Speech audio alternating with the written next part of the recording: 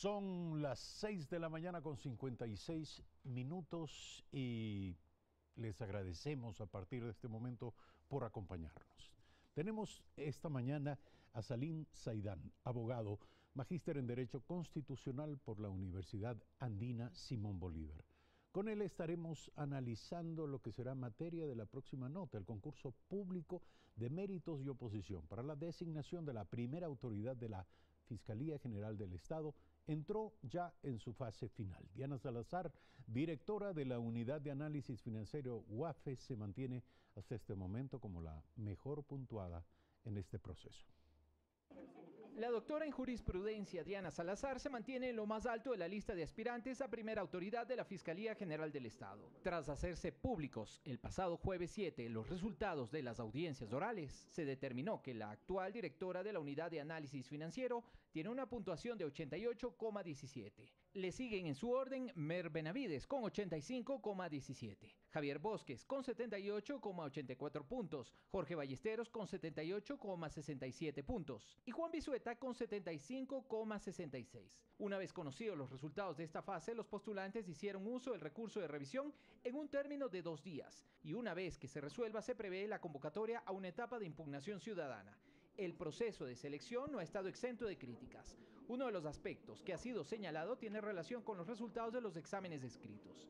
El mayor puntaje alcanzado sobre 20 fue 15, que le correspondieron al aspirante Javier Bosques. Diana Salazar se ubicó en esa prueba en el puesto 13 entre 17 postulantes, con 10 puntos sobre 20. Las audiencias orales, valoradas sobre 30 puntos, también fueron motivo de señalamientos. Allí Salazar alcanzó un promedio de 28,17 puntos, lo que le valió subir al primer puesto de los aspirantes. Los consejeros Trujillo, Dávila y Hernández le otorgaron la calificación perfecta, 30 puntos, mientras que Eduardo Mendoza le otorgó 29, Luis Macas 26 y Javier Zavala 24 puntos. La consejera Miriam Félix no calificó. A Salazar también se le otorgó un punto adicional por pertenecer al pueblo afroecuatoriano en concordancia con el mandato para el concurso público. Néstor Aguilera, Telediario. Como lo anticipamos, nuestro invitado en esta mañana, Salim Saidán, abogado, buen día, gracias por estar aquí. ¿Cuáles son las expectativas en torno a este proceso y cómo califica usted las diferencias? En este momento ya hay algunos cuestionamientos por parte de candidatos que también han sido sometidos a estas pruebas, pero me refiero a la diferencia cualitativa entre la prueba oral y la prueba escrita y sus valoraciones. Buen día. Buen día, Eduardo, gracias por su invitación, un saludo también a los televidentes. Con respecto al concurso de oposición y méritos organizado por el Consejo de Participación Ciudadana, debo decir que es la segunda etapa, ¿no? La primera etapa es una etapa de habilitación, en donde se revisan si los candidatos, los postulantes, cumplen o no con los requisitos constitucionales y legales para acceder al cargo. Esa etapa de habilitación, obviamente, arrojó que 17 sean habilitados, 17 candidatos. Algunos de ellos no se presentaron a las audiencias, 2 para ser precisos, y una postulante desistió de seguir participando en el concurso. Es decir, teníamos 14 postulantes en realidad.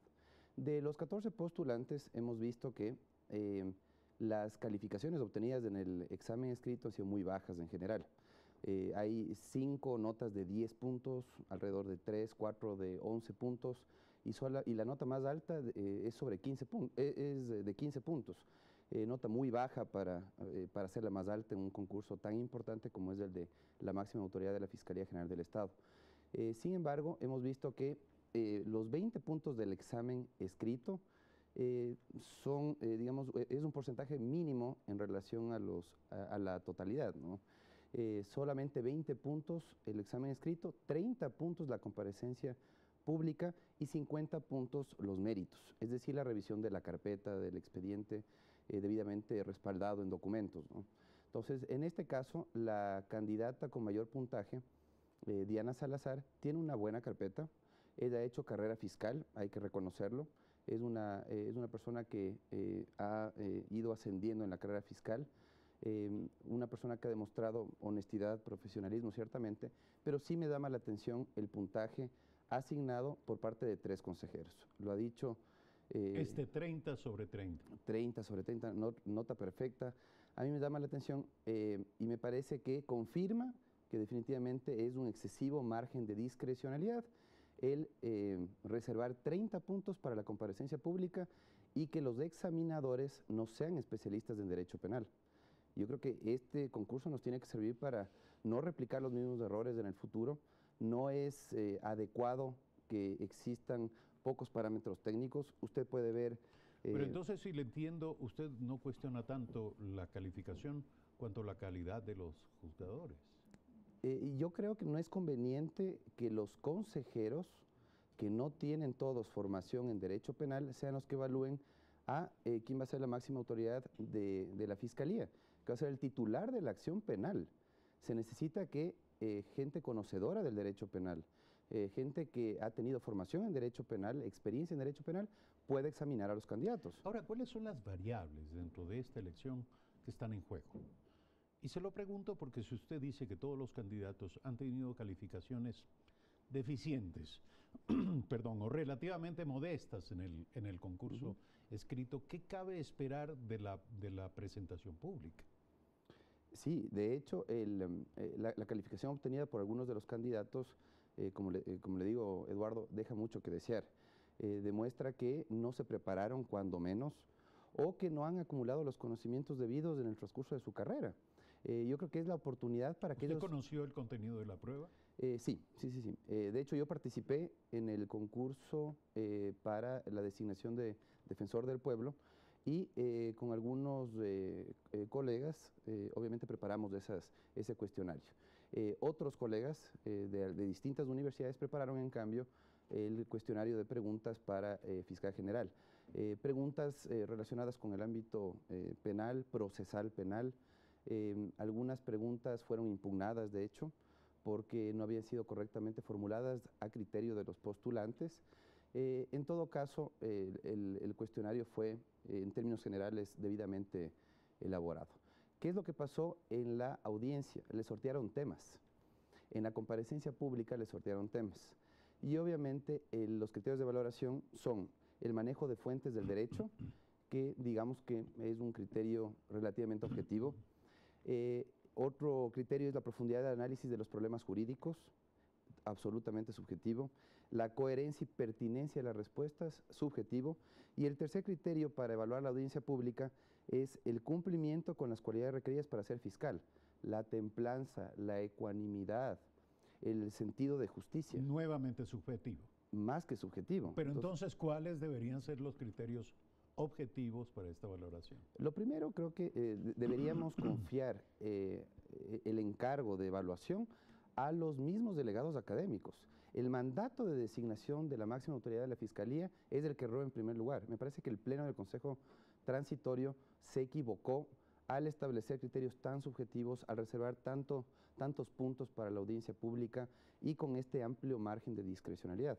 La templanza, la ecuanimidad, el sentido de justicia, ¿cómo se evalúa? Yo no comparto Sin embargo, son requisitos fundamentales para un fiscal. Claro que sí, pero me parece... ¿Cómo se miden? Claro que ¿Cómo sí. se pueden medir? Pero ese precisamente es el problema.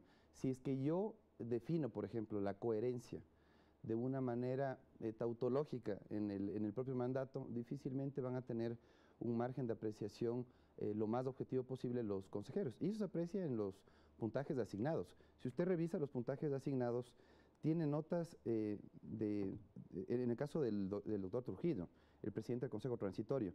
Él a un candidato le asigna el puntaje de 11, de 10, de 12, de 15, de 16 y a una candidata el puntaje de 30.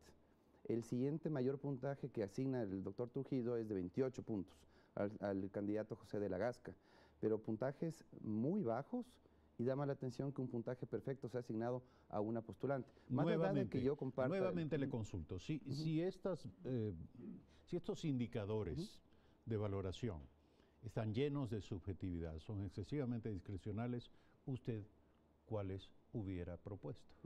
Yo creo que el puntaje asignado a la prueba escrita tenía que ser mayor. Tenía que ser de 30 o 40 puntos. Un examen con preguntas de opción múltiple apegadas o basadas en el marco jurídico de actuación de lo que va a ser el fiscal general, habría sido interesante tener. De hecho, yo creo que los delegados académicos que participamos en los distintos concursos que se han desarrollado en estas últimas semanas, hemos tenido el debido cuidado de respaldar las preguntas en el Código Orgánico de la Función Judicial, en el caso de la Fiscalía, en la Constitución de la República, en el marco jurídico de actuación del fiscal. Entonces, esa es la manera de asegurar objetividad y reducir el margen de discrecionalidad. El asignar a una audiencia pública tanto valor, 30 puntos, y el confiarle la evaluación a personas que no tienen conocimiento en derecho penal, salvo el doctor Zavala Egas, que es el único penalista que conforma el Consejo Transitorio, sí deja mucho que desear. Mire, por ejemplo, Eduardo, usted tiene a Pablo Dávila, Julio César Trujillo como abogados también que integran el Consejo Transitorio, pero no son especialistas en derecho penal. El doctor Javier Zavala Egas era el único especialista en derecho penal.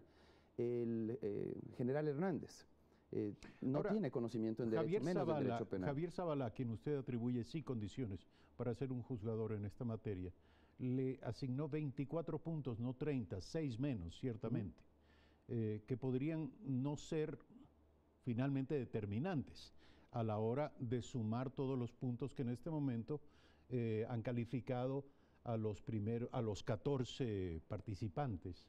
Le quiero preguntar, ¿qué opina usted de Diana Salazar, de los 3 primeros? Le voy a pedir opinión sobre ellos. Diana Salazar, Merck Benavides y Javier Bosques. Bueno, profesionales que acreditan amplia experiencia en el ámbito de la Fiscalía, ciertamente conocen el manejo de la institución, tienen una trayectoria, conocimientos adquiridos en materia penal.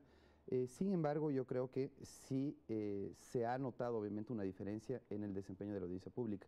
También eso responde a que ha existido una distribución de temas en donde obviamente hay algunos que han tenido la oportunidad de desarrollar con amplitud los temas porque han sido temas de su especialidad y otros temas rigurosamente técnicamente planteados. Sí, me parece ¿usted cree que en ello intervino el azar también, no? Sí, también. En eso sí, yo creo que no podemos hacer mayor cuestionamiento porque obviamente han existido algunos criterios. Mire, por ejemplo, en el caso de Diana Salazar, a ella le ha correspondido abordar el tema relacionado con la cooperación, el crimen organizado. La cooperación eficaz. La cooperación eficaz en el ámbito del crimen organizado, la investigación del crimen organizado. Al doctor Benavides le correspondió, él me parece que fue uno de los primeros en ser evaluados, le ha correspondido los elementos del delito de trata de personas. Entonces, más allá de los temas... ¿No está usted de acuerdo con que este mecanismo de azar? Yo creo... De que se jugaran la suerte de qué tema le correspondía a cada uno? En la audiencia pública no sé si es... ¿O cree usted que este no es un procedimiento idóneo, confiable? Yo creo que hay que asegurar equidad. En un concurso de este tipo hay que asignar temas a desarrollar que sean muy similares a todos los candidatos, para que no exista, digamos, una diferencia en cuanto a el nivel de rigurosidad que se plantea uno con respecto a otro. En el caso, por ejemplo, de la doctora Diana Salazar, ella tuvo la suerte, obviamente, de desarrollar un tema sobre el que ha trabajado mucho. Ella justamente coordinó la unidad relacionada con la investigación de los delitos relacionados con los actos de corrupción y crimen organizado. Entonces, obviamente, era de esperarse que la candidata iba a demostrar toda la experiencia adquirida en el ámbito de la Fiscalía con respecto a la investigación de estos asuntos. Más allá de las observaciones que usted hace al procedimiento, yo le quiero preguntar, entre, digamos, un grupo, quizá los 8 primeros candidatos, o los 6 que finalmente terminarían siendo... Los 5. O los 5, sí. Disculpe, que finalmente terminarían siendo el grupo final de selección. ¿Usted cree que entre ellos hay un buen profesional y un buen candidato para convertirse en fiscal? ¿Candidato o candidata? Insisto en mi apreciación. Diana Salazar tiene una trayectoria importante. Yo la considero una buena profesional, una buena penalista. Sin embargo, me parece que el nivel en términos generales de los candidatos dejó mucho que desear. Y personas además con vínculos políticos. Era ya... ¿A quién se refiere? Habían varios candidatos que se decía que podían tener vínculos, por ejemplo, con el correísmo, como es el caso del doctor Blum, que había obviamente tenido ya una actuación totalmente reprochable, me parece que en el caso El Universo y otros casos más, en el desempeño de sus funciones como juez. Entonces, yo creo que es importante. ¿Y esto debía ser juzgado por la comisión calificadora? La independencia es fundamental. La independencia, el que se pueda acreditar independencia, probidad en el desarrollo del proceso es fundamental. Y de hecho ahora la fase que viene, que es la de abrir la posibilidad para que los postulantes interpongan recursos de revisión, la posibilidad de que los ciudadanos presenten una impugnación, va a ser importante porque ahí se va a revisar si es que le faltaban requisitos constitucionales o legales a uno de los candidatos. Si los 5 candidatos que ahora se sometan a la impugnación ciudadana son observados por la ciudadanía por no haber cumplido ciertos requisitos o haber omitido cierto tipo de información al momento de presentar su carpeta y los respaldos documentales, pues tendrán que ser revisados los puntajes, obviamente. Para eso, obviamente, se pide a la ciudadanía que sustente muy bien su impugnación. Es responsabilidad del ciudadano que participe en la impugnación que sustente adecuadamente con documentos la impugnación, que no sea un juego político en donde actores políticos que respaldaban a ciertos candidatos... Eso es casi inevitable, si me permite. Sí. ¿Usted cree que no se van a expresar a través de determinados actores de opinión las tendencias políticas que están detrás de este tema? Seguramente, habían varios actores políticos. No puede haber nada más político en este momento que la designación de fiscal. Sí, y es penosa la actuación que han demostrado algunos actores políticos. Mire, por ejemplo, el pronunciamiento del presidente de la República dice, ¿cómo es posible que una candidata que ha obtenido tan baja nota en la prueba escrita esté entre las mejor puntuadas? Esa nota debía derivar en su descalificación. Que nos diga el expresidente de la República en qué respalda su dicho. Si es que él nos dice el artículo del mandato que dice que por obtener una determinada calificación en la prueba escrita, un postulante tiene que ser descalificado, pues que nos señale y no sea irresponsable en hacer ese tipo de juicios de valor. El expresidente de la República tiene buenas razones para cuestionar esto. Gracias por aceptar la invitación a este programa. Gracias, Eduardo. Salim Saidán, abogado magíster en Derecho Constitucional por la Universidad Andina Simón Bolívar. Ustedes ya lo han escuchado. Analizamos este proceso que avanza, el proceso de selección de un nuevo o nueva fiscal general de la Nación. Hacemos un brevísimo corte. Al regresar, Jorge Calderón, presidente de la Federación Nacional de Operadoras de Transporte en Taxis del Ecuador, Fedotaxis. Ya volvemos.